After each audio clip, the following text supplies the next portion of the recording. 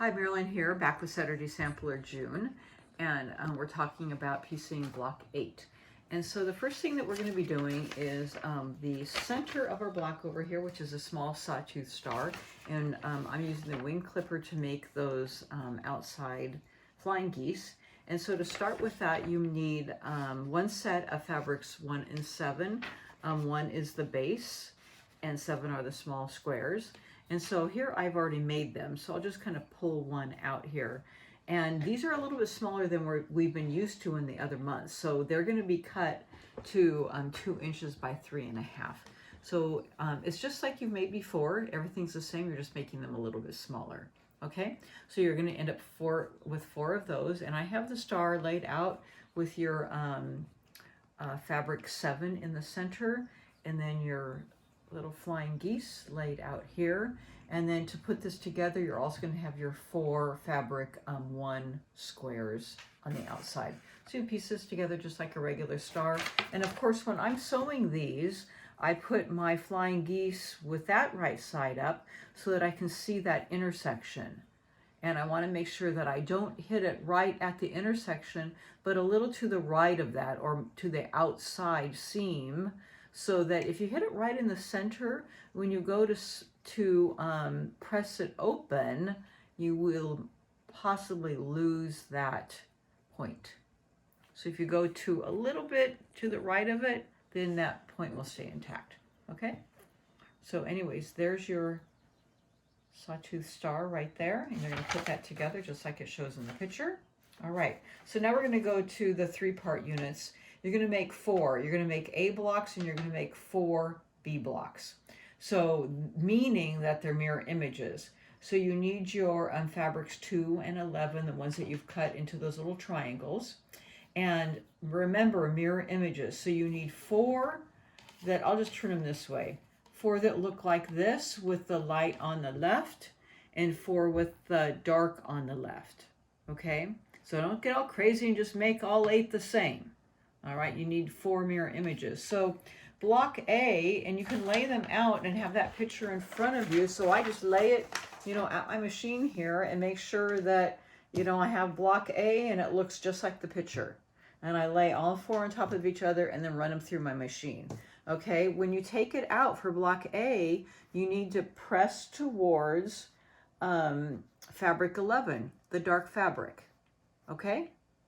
Now, when you make block B, that one's going to be on the left side. The dark fabric is going to be on the left side. Run all 4 of those through, okay? And you're going to press to the light fabric.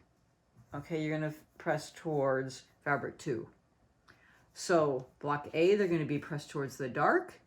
Block B, they're going to be pressed towards the light. Now, this is important, and you'll be happy in a few minutes about this. Okay, so you're going to make those 4 of each. So now I have this. I'm going to now sew these to your fabric 12 triangles. And when I lay these out, this triangle is going to be bigger, but don't despair. We've done this before. Just center this up to that edge. This will be bigger on this side. Just put it in the middle and sew along that side. Okay?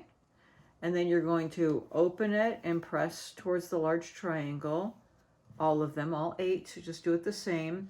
And then you're going to use your tucker trimmer. So, oh gosh, where did I put it? I put it away. But your tucker trimmer, and then I'll remind you, but this means whole sizes, this means half sizes, and this is going to be squared up to 3.5. Just lay this down. I've already squared mine up to 3.5, but I'll lay that down there. You can see the 1/2 inch mark. And I've already squared it up to 3.5 inches. So anyways, 3.5 inches, all of them. So I've done each colorway. And now when you lay these out, you have an A, which is the light side on the left, and a B with the light side on the right. And you have to sew these together in this unit. That's how you're getting this unit. And you can't see it, but there's a seam right down the middle.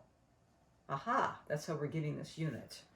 Back in the old days when I sewed, this was like a template or something, or I just didn't make it.